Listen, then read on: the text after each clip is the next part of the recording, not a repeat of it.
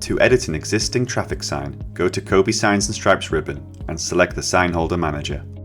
After selecting the sign you want to edit, a new dialog box will open. Here, you can edit the sign's parameters.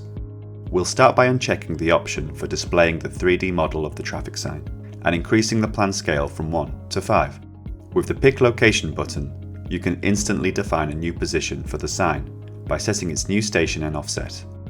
In our case, we'll just define the offset and lock it. This makes it easy to choose a new station directly in the drawing while keeping the offset fixed. You then update the station value in the dialog and confirm with OK. You can also change the sign's dimensions, descriptions, and other parameters. All the changes are updated instantly in the drawing. Closing the dialog returns you to the drawing environment.